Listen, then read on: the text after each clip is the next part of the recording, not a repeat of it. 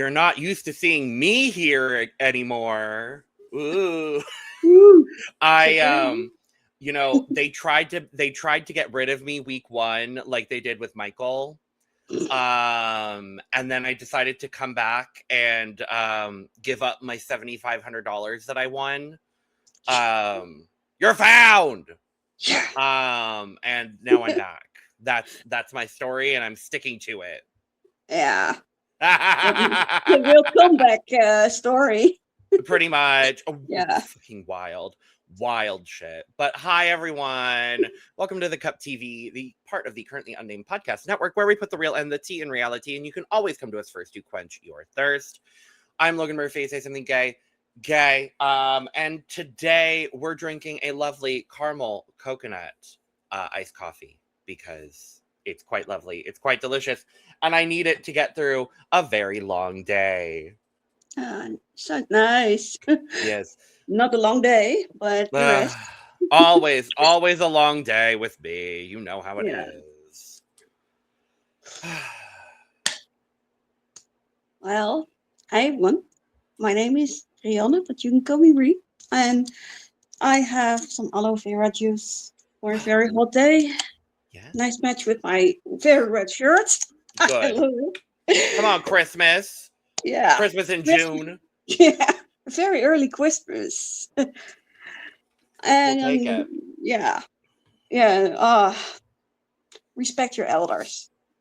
Respect your fucking elders. Yeah. I have to say, I am so mad Lana's not here for this episode.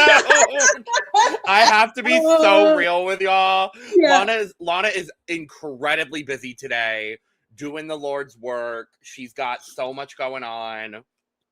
But I am so mad that she's not here to talk about this one.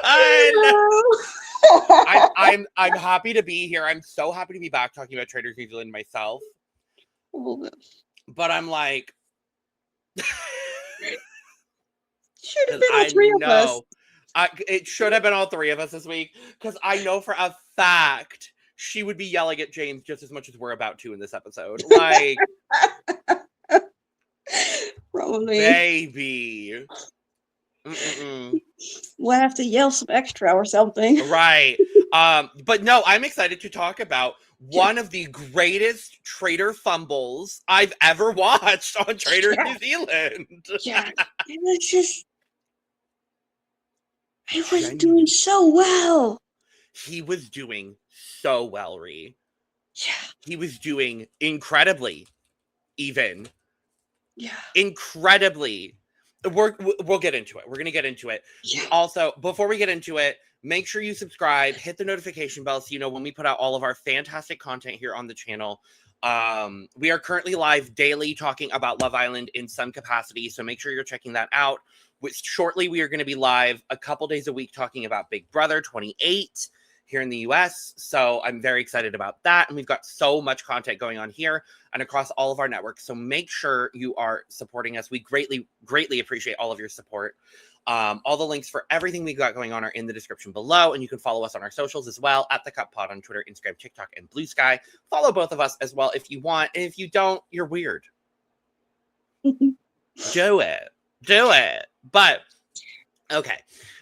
Let's get into it. We are talking today about episodes 7 and 8 of Traitors New Zealand. I'm very happy to be back. Also, hi, Miss Madeline Sami. Hey, gotta say hi to Madeline. I haven't been here for a minute, but I have to say, she is quickly becoming one of my favorite Traitors hosts.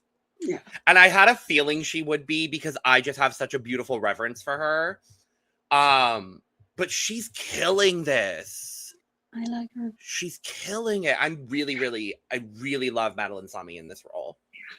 I think they chose the right person. Yeah. Because she brings a level of comedy to the role that like a few hosts are able to do very seamlessly, and it's nice to see. Yeah. I like her, and I think she's she can do comedy and serious at the same time, and it's so hilarious. And she can dip between the two so easily. Like, And it's so back and forth. It's so nice to see. Like, big fan. Big fan. Work, Madeline Sami. But okay. We dive back in after we are coming back from the death match. Because death match. Sure. Death match. And we're waiting to see whether Dave or Sam is going to be the person that loses the death match. But we have, the beautiful start of the day. Everyone's coming to breakfast. We're doing our things. Ooh, breakfast. Ooh. And then it cuts to, we're getting the interstitial, whatever. Yeah. And we find out that ultimately the loser of the death match is Dave. Not Dave. No. Dave.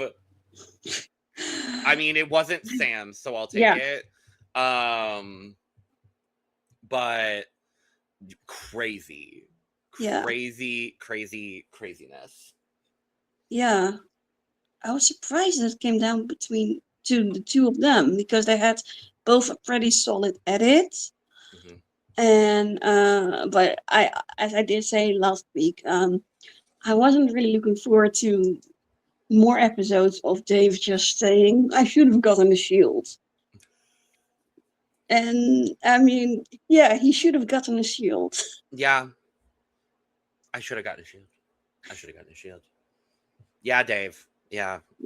You should have gotten a shield, honey. And, you didn't. And I did love on his way out. Tell them I was a faithful. Well, of course you were a faithful bitch. You got murdered. Yeah. Yeah. It's so funny. Like the dramatics were great. Don't get me wrong. Yeah. But I'm like, bitch, of course you're a faithful. You got murdered. Yeah. Duh. Yeah. Duh. I mean, some people think that there was a traitor there. Okay, and like, would they have been allowed to put a traitor in there? I don't think so, right? Because it's literally a game of chance. Yeah, I think they can. I think they would just hope that they were out in the first or second round, and if it was between the traitor and whatever one of the faithful still left, they would probably just be like, no need for the final match. Oh, okay. Yeah. Like, ooh, sorry. Yeah. Sorry.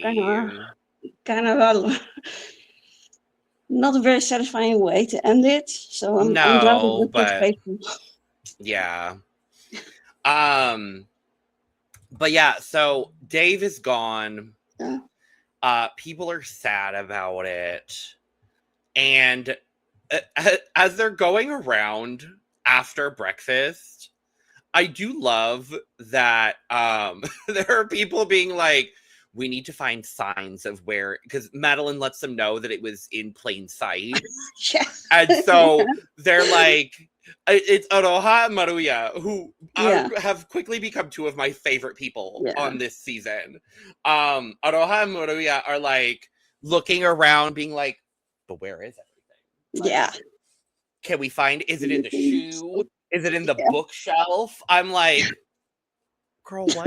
Like, huh? And then they just end up talking about who they think, it could be Maruya, is still not, Maruya is one of the many that is still just not like 100% sure on Aroha. And that becomes like the running theme of this episode. Just, no one is 100% sure about Aroha at this point, simply just because, now that Dave is murdered, we know Dave is not a traitor. Yeah. And the way that Aroha was coming for him so fiercely over, the stamp debacle. Yeah.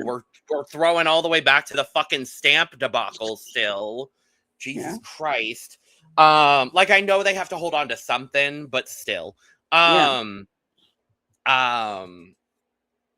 now that Dave is murdered, you know, people are looking a little bit sideways at Aroha for, you know, being like, girl, why did you come for Dave so hard? Girl, what? Which makes sense. It's really just not.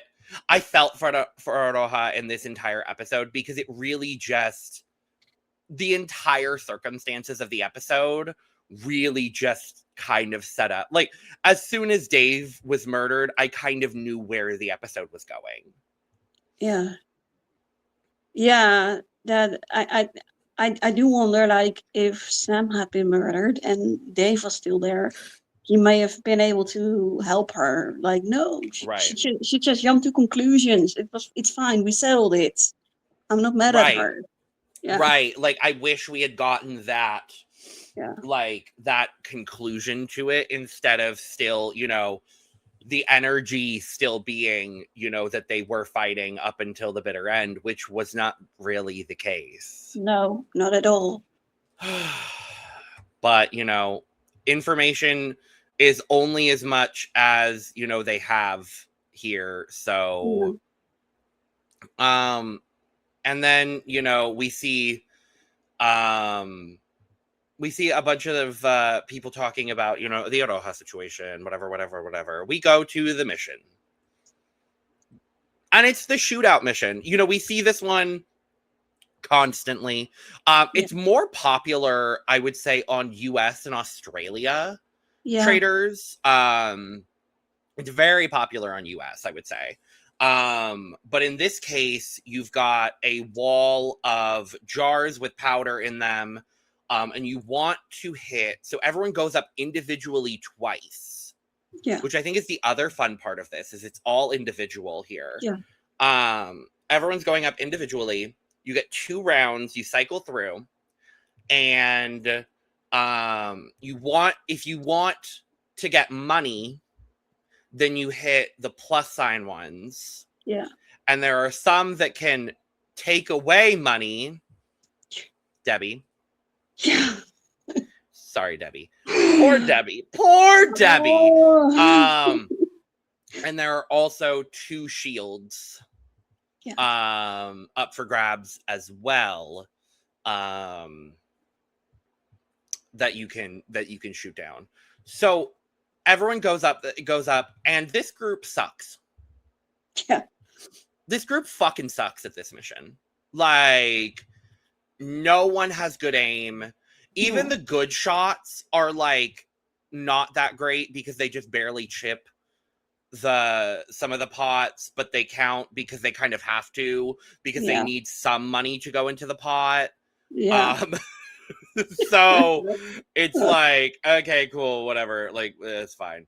I think they end up, because of Debbie losing them money, they end up with like 1,500, I think. They had nothing. She was first. Yeah. Yeah. Yeah, it was like, and they ultimately end up with not a ton of money. No. And it is Aroha and Maruya that end up with the shields, which very good. Yeah. And yeah, I love Madeline's commentary throughout this whole thing. Just being like, yeah, so that got you nothing. And that also got you nothing. Nothing. Good luck next time, because that was nothing. And I was just like, girl, you better stop. Like, I loved it though. So we are coming back. We're coming back to the manor, and a lot of people, Miss Maria especially, are like, Aroha. And I love this car scene where they're driving back, and Aroha and Maria are right next to each other in the car, and they're both like, yeah, just like looking away from each other, just being like, It's really funny. I'm like, I don't quite get why, but like work, I guess. Like, I guess cool, whatever. So everybody's talking, and Maria ends up, getting in and, chatting with the clique. And talking with, the clique about what they're thinking, and their theory is Aroha, even though she's got, other ideas. Yeah. But she's really been kind of indoctrinated in this moment by what's going on with that group. Yeah. And as we see, through the round table, that kind of becomes the line of thinking, and the big point just comes back to the Dave stamp situation once again. Yeah.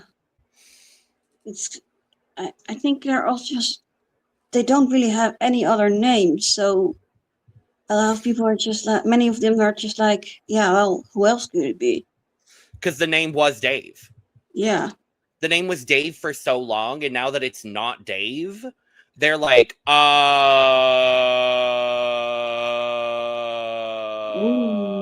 yeah. person associated with Dave. Yeah. Like, that's literally what it felt like. Yeah. Yeah, I was like, this round table just felt a little off, a little weird, a little strange. Yeah. But yeah, I didn't have much from this round table. I don't know about you. No, I couldn't really get into it all that much until the actual banishment.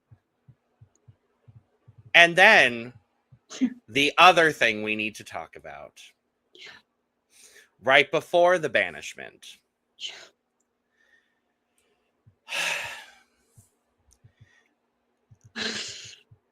We get Debbie's just talking. And Debbie's just like, we don't know what the traitors are doing. We don't know what they're saying. So we just got to predict. And James, completely unprovoked, goes, she's talking about this moment in the car where, she brings something up and then there's silence, which I remembered this moment. So shout out to you, Debbie. I remembered.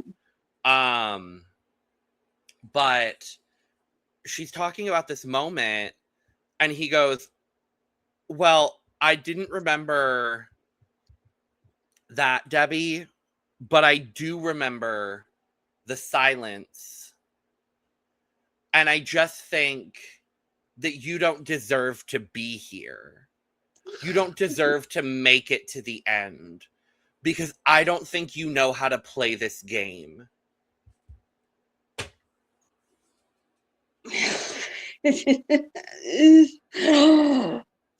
James?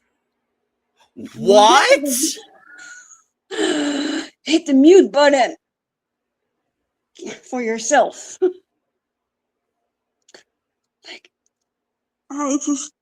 What the fuck?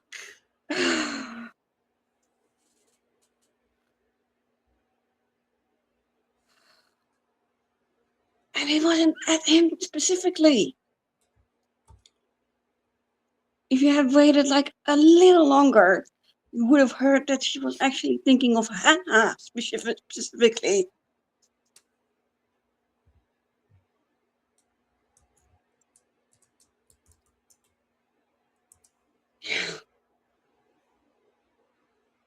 Yeah.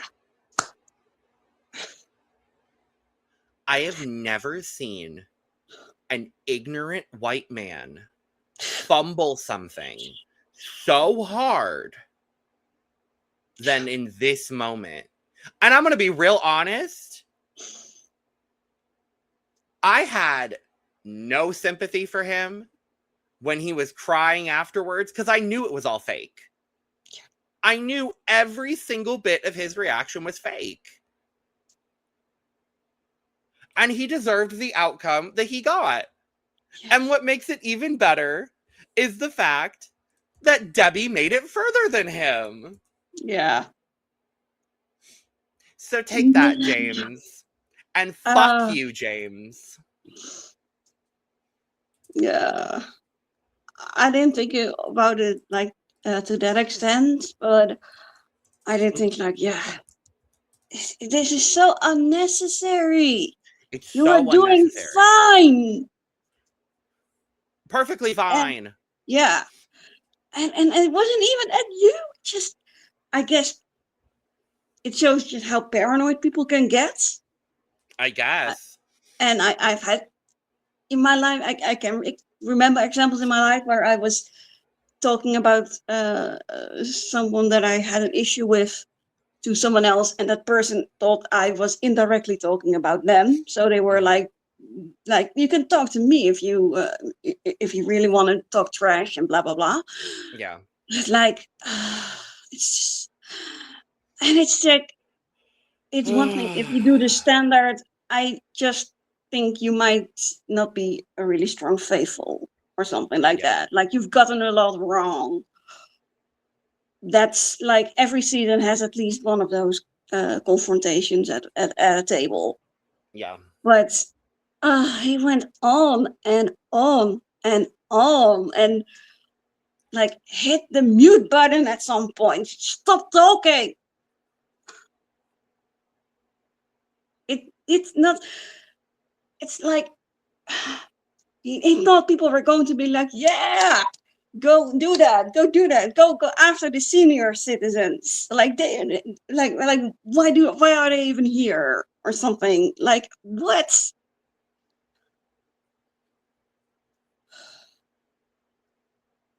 Yeah. It's just. Mm-mm-mm. Mm. Mm-mm-mm-mm. Yeah. Yeah, he found it the hard way that this is stuff you can't really come back from. Good. Yeah. I honestly was surprised that no one voted for him. Yeah. Immediately. Yeah. Yeah, I thought we were going to. Yeah. I thought we were going to see a vote for him immediately. Yeah. We saw votes on a lot of different people in this, but unfortunately for Aroha, it wasn't enough to to save herself. Aroha gets banished. Yeah. No. And of course she's a faithful and everyone's pissed off and Hannah's pissed off. And I'm like, yeah, no, that's true. Yeah. And I like that. Mm-hmm. I like that Maria was also receptive to it. Like she understood, like, yeah, why do I keep letting these people talk me into voting something I don't even want to? Like, right. She could have gotten super defensive about it because Hannah was not exactly mincing her words there, but she was like, no, that's fair. I don't know why I keep falling for this group think. It's not cool. We got another faithful banished because of it. It's fair. Right. Yeah. Right. Yeah. It's like it, and then James is going on with his fake crying, whatever, gaining sympathy, whatever, cool. Fuck off. That's my opinion. That's just my opinion on the matter. Yeah. That's just my opinion on the matter. But whatever.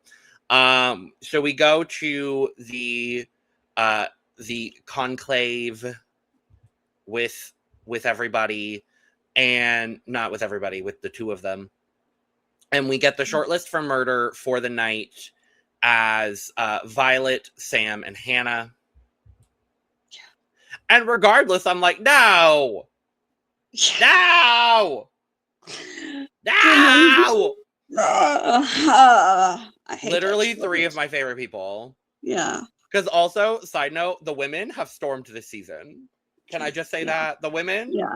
Women are womening. Yeah. I love these casts. And I I love this especially love the cast. female cast. It's so good. Yeah. Like, oh, and I failed to mention as well. This is the roundtable where Violet casually mentions, "Oh yeah, by the way, oh, completely unprovoked, without being prompted by the producers, obviously." She goes, "Yeah, so I just wanted to let everybody know a little bit more about me. I just spent the last 4 years at Yale in the US studying geopolitical intelligence." Yeah. What? Oh. Oh. And another classic for the Traitors.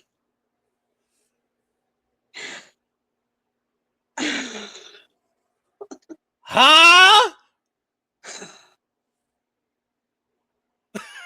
I'm just like, all right, bestie, go off, I guess. Like, And it gets worse the next day. But yeah, I think she wanted to look smarter and more like taken seriously in her yeah, wrong read of Aroha. yeah. Yeah. I don't think this did anything for you, Violet. I'm sorry. No, not really. No.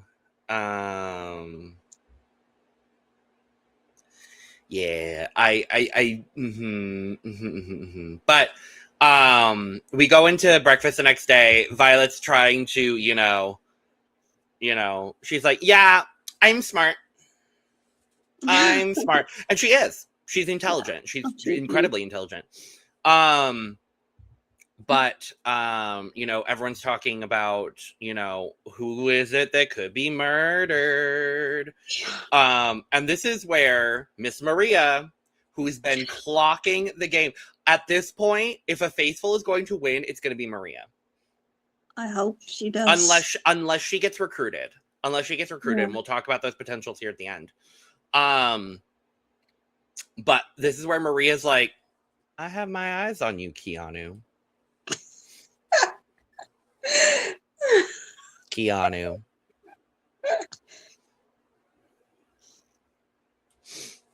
And I mean, she's been right. Yeah. Every time, except for this episode. So, but she's got the right reads. So, but yes, so it comes down to, Violet comes in. So we know Violet's not murdered. We know Chloe wasn't on the short list. So it's either Sam or Hannah. Yeah. And we find out that Sam is murdered. Now. I'm just like, oh. And the problem here, it makes complete sense. Yeah. It makes complete sense. Like, you think it does? I do. I think for the Traitors, it makes complete sense at this point. I think Samantha was one of the smartest game players here. I think they picked the 3 smartest. Yeah. Like the 3 most clocked in people, potentially, from their knowledge, at least. They don't recognize that Maria is on to Keanu yet. Okay. Which is a good thing for Maria. Yeah. But I actually think this move is quite good. It does sever the tie between Keanu and Samantha. I think it, I think they could have gone with Violet, but I think Violet would have been too easy of a move. And Hannah at this point is still stirring up enough emotion amongst faithfuls that I think she's actually quite useful to the Traitors. Yeah. So if those are the 3 you're going to choose from, if it was me, Yeah. I actually think I might have murdered Aaron. Yeah.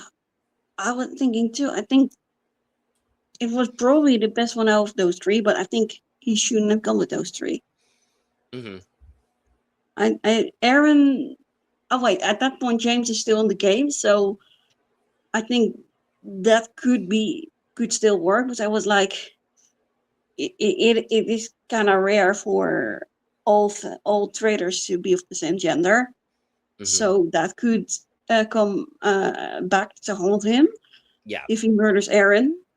Yeah.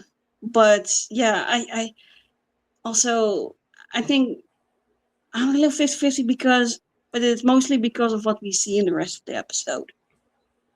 Like, yeah, I just wish we had gotten a video of Sam finding out her letter with the names of the traitors after that confessional. Yeah. Yeah. It would be nice. Yeah. Yeah, it would be nice. Yeah. I really liked her, and yeah, two people the murder that were, both had really strong edits up till that point, so they do really like to surprise us a little bit with the edits. That's good. Yeah, it is quite nice to, to get a little bit of surprise every once in a while. We'll take it. So Sam is gone. I'm sad because she played a really good game. She played quite well.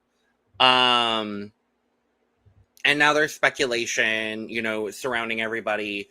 This is where I think this is a really interesting conversation that now, after the results of this episode, I think could play into our last two episodes. Yeah. We see James talking to Maruya. And she's like, well, who do you have your eye on? And he's like, I am a little bit skeptical of Keanu. Yeah. And he's keeping, the options open for, potentially taking out Keanu if he needs to. So, he's got that option available now. Yeah. He didn't get the opportunity to, but like we'll see how it goes there. But yeah, I think this could become, if Maruya is smart as well. Maruya is very smart. Yeah, I like her. I really like her. I think she's my favorite, actually.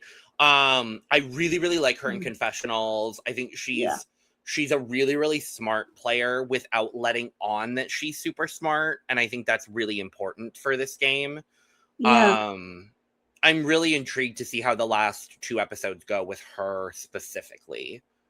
Yeah, me too. And I do think that her and Maria are both pretty good at looking at themselves honestly, especially in the game that they're actually in. Yes, I agree with that completely.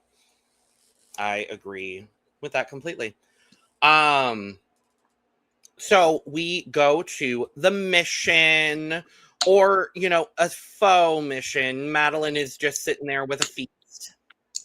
And so they're having, a little lovely lunch feast. They're doing some things. And then she's like, well, this isn't any normal feast. Yeah. It's a mission. And I'm like, what? A mission?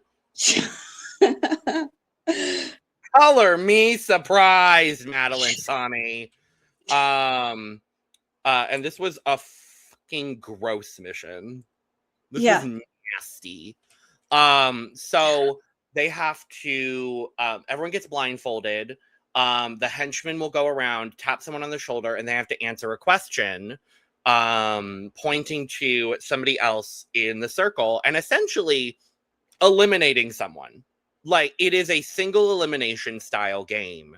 Yeah. Where you go around, eliminate someone, but then if that person can figure out who answered them, they get $1,350. Such an obscure amount of money for the end of the game, because we got to start throwing the obscure amounts of money in the game. Yeah. Um, but then even if they get it right, they're still out. Yeah. That's the part I didn't love because it was giving. Yeah. I don't know. Did you watch Squid Game: The Challenge? No, I don't think so. Okay, so this reminded me very much. If y'all have it, let me know in the comments because it reminded me of this. It reminded me of Squid Game: The Challenge, where they have a challenge. It's very late on when it's like there's only 10 people left out of like 356 or however many it is. Yeah. Where one person has to give a present to another person. Yeah. And if they can figure out who gave them the present, then that person gets eliminated. But if they can't, they get eliminated. Oh, yeah. So it reminded me a lot of that. But this was, no, you get picked, and then regardless, you get eliminated. I'm like, I understand we're trying to, streamline this game, so sure. But I would have liked, a little bit more ability to not be eliminated immediately. Yeah, or like, I guess, from how they actually did it is more about like eliminating other people. Well, the Squid Game challenge version is more about not getting eliminated yourself. Yeah, it's more about like stealthily picking out of this group who who do I want to take out, and B, who can I take out that also is not going to guess me. Yeah. Because here there's less stakes because, like, as we saw, James picked Debbie because it was an obvious choice for him given the question he was given. And then Debbie was like, well, yeah, of course it was James. Like, duh. And so they got money. And so it's just a different way of doing a challenge like this. Yeah. I don't think this was a bad challenge by any means of the imagination. I'm just comparing it to other things that I've seen. And so I think, this game could have been improved. And like, if you're trying to give them more opportunities for more money at the end of the game, that's what it seemed like this challenge was trying to do, in my opinion. I think there are better ways that they could have done it. That's all I'm saying with this game. Yeah, I agree. They didn't really earn a whole lot. I feel like they only got like 6,000, I think. Yeah, not much. Like for three questions right or something, correct or something. Yeah, they really didn't get that many right. So it was kind of, not that great. But they also have a dagger to play for. Ooh, it's dagger time. And it comes down to Aaron and Maruya. Yeah. And I was like, okay, how is this, final little sitch gonna go? And we find out that it's literally just a bluff competition. So we have two cloches. One of my favorite words in the English language, cloche. We've got two cloches. One has the dagger and one doesn't. And between the two of them, they get to decide who gets to peek at what is under their cloche and who gets to decide whether they want to swap.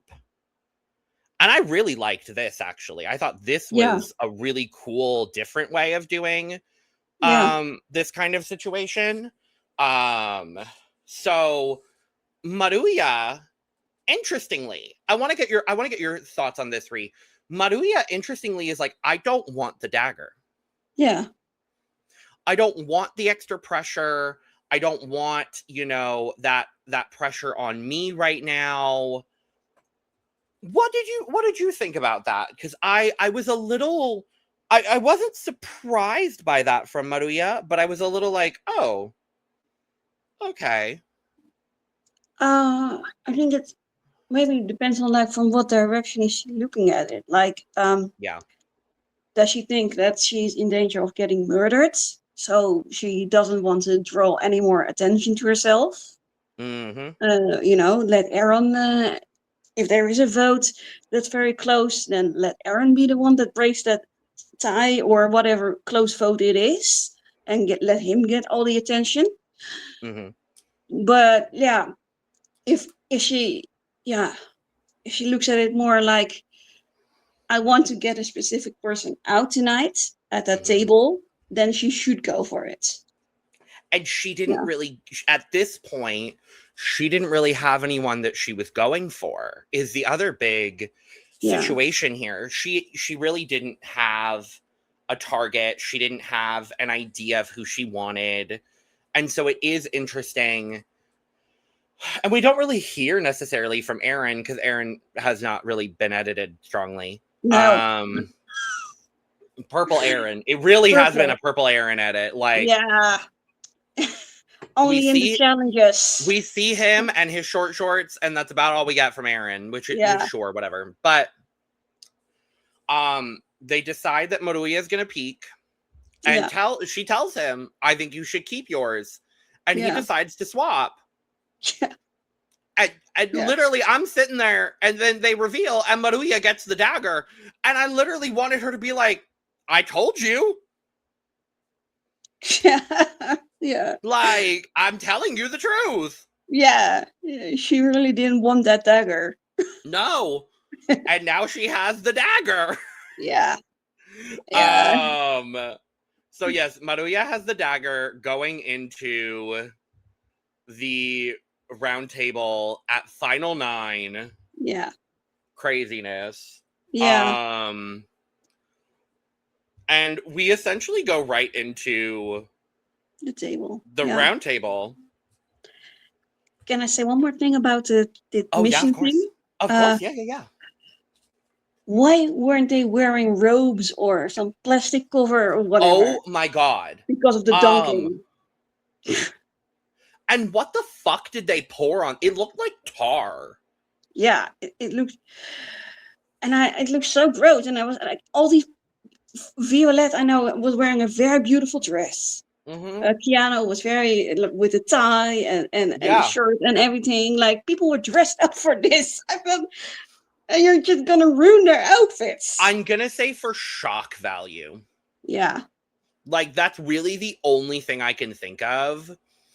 And I'm like, did we need to? No. Like, no, I agree. I'm like, I don't think we needed to here, but like, sure, whatever. Yeah. I was confused. Because when Maruya...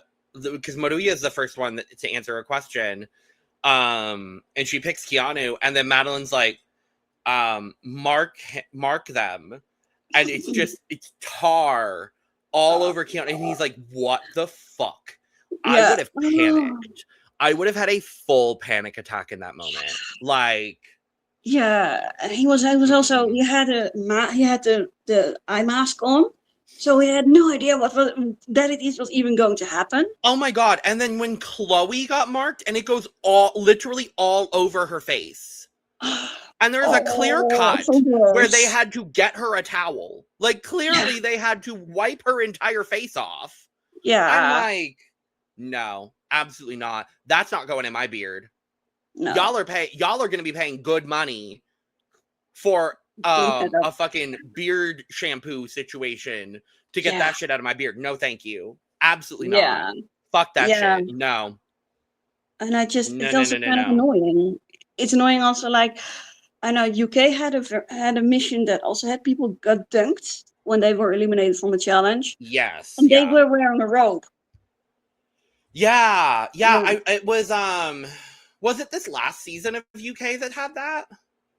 I think the one before. Yeah, because it was one where they got marked, and then it was like blood almost. It was like blood. Yeah. Blood. Yeah. And that didn't seem as bad. No, still bad, but not as bad. Yeah. But yeah, so I'm just like, oh my god, what are we doing? What are we doing? So yeah, I'm just like, ugh. Don't do that again. No, really don't. Or provide them with outfits. Yeah. Like, I hope none of them were their own outfits. Yeah, or That's what I'm they go hoping clean. for. Yeah. But yes, let's talk about this round table where it is kind of like it so we're at the end game here. We've got 8 people left at this point. Yeah, I think it was 9 and then the extra 1, 2, votes. 3, 4, 5, 6, 7, 8. Yeah, 9 with the Yeah. extra vote. Yeah. And the thought process is going in a lot of different directions here. Yeah. Where, people are coming after James because of the Debbie situation. Maria expresses her concerns about Keanu, which I think is a great time to do it. Yeah. But the conversations, like the conversations in this roundtable really just go all over the place. Yeah. Which I think is quite interesting. Like, there's really no set situation. Yeah. It was really interesting. Like, they're pretty far into the game, and to still have quite a few. I think half the names. Yeah. Yeah. It's kind of wild. Like, at this point, having something like this, I was like, oh shit, like, this is crazy. Yeah. Like, whoa. Like, having it be so spread out this late in the game, like, I don't remember the last time we saw a situation this spread out.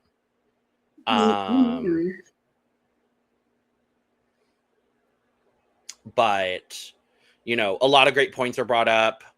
Maruia's, bringing up all the points against James, talking about, his inconsistencies. It's a lot of the conversation is just the inconsistencies that are going on within the group. Because that's really all people can go off of at this point, is like, we're tallying up the inconsistencies. Who's got the most is really where we're at this point. So, yeah. Did you have anything else from this one? Yeah, I guess just a lot of stuff that happened a couple of episodes prior, or one probably episode prior in case of James, comes back to the round table. Like with Chloe, like her pushing so hard for Harrison. Yeah. There's still someone in her alliance left who is bitter over it. And like, no, she gotta go. Yeah. Yeah. It's it's quite lovely. Yeah. It's quite lovely. Quite joyous. Yeah. So the votes come down. Yeah. And we end up with it's 3 votes for Keanu, 2 votes for James. Yeah. Or 3 votes for Chloe, 2 votes for Keanu, 2 votes for James, 1 vote for Hannah. Yeah. And then Maruia. Yeah. With the dagger. At the round table. Yeah. Casting the final vote. And she banishes James. Also, have there been cases of the extra vote where it actually made a difference until now? I can't remember.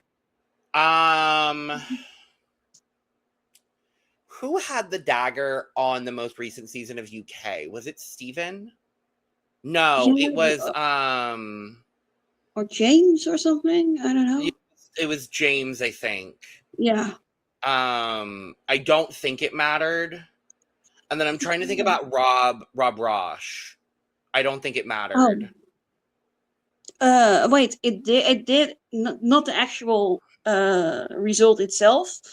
It mattered in that it scared people off from trying to get out Rob that round. Yes, yeah. And people went back to Natalie. He used it incredibly defensively, and it took out Yeah. Natalie. Yeah.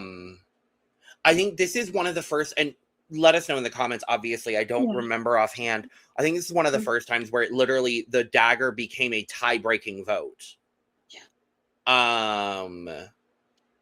Where the tie is, it becomes the linchpin vote.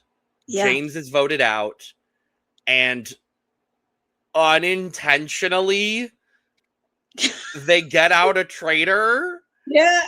And it's one of the weirdest, craziest traitor eliminations I think I've ever seen. Yeah. I'm like, I'm here for it, obviously, but I'm like, y'all kind of I'll give y'all this one, but y'all kind of stumbled into this one. But okay. Yeah. Sure. Got it. Yeah.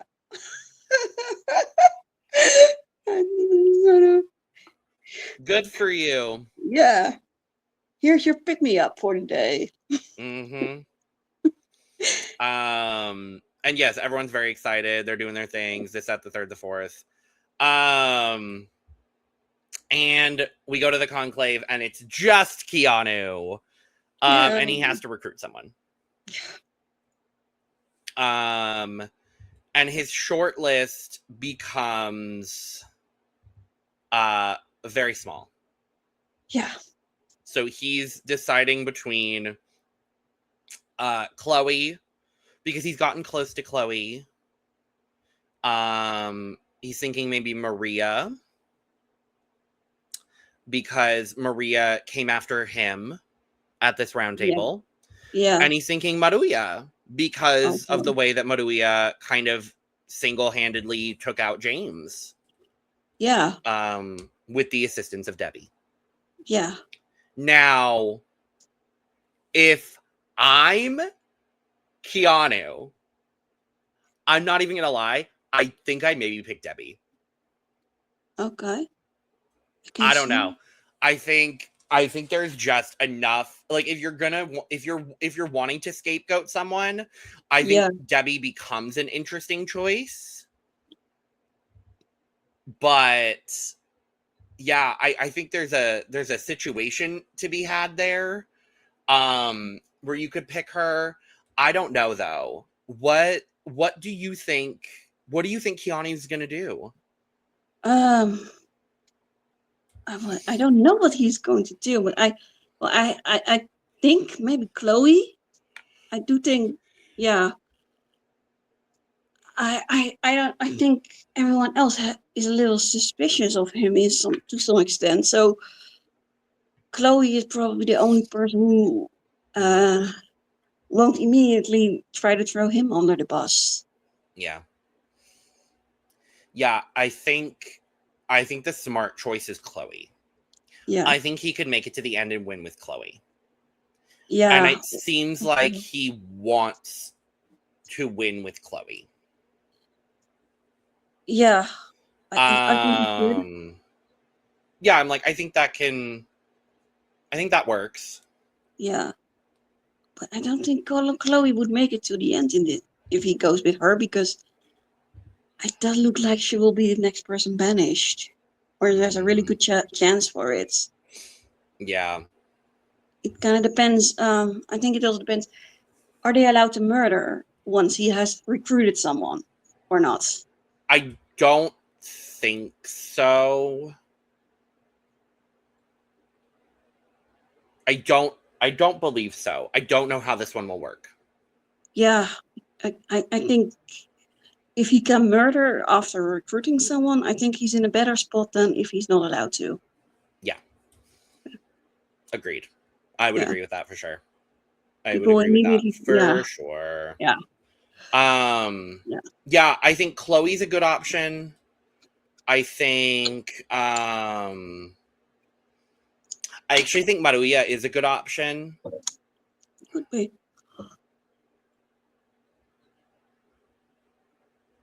But I'm excited to see what happens. I'm intrigued. I'm excited. And we will just have to wait for next week to find out what happens. Yeah. So, yeah, thank you for joining us for this lovely recap of Traitors New Zealand, episode 7 and 8. We'll be back next week with the last 2 episodes. Yeah. Wow. Almost done. Oh. Yeah. Kind of sad. Yeah. But too fast. I would agree. I would have liked to see it like dip down to 1 episode a week, but you know, that is not how the schedule permits. No. So yeah. Let us know all your thoughts down in the comments below. Make sure to subscribe. We appreciate your support so much. On your way out, make sure to check out everything we've got going on the Cup Network. Go get your merch at lanagcreations.etsy.com. And with all that being said, we are going to go ahead and get out of here. So, bye, traders. Cheers.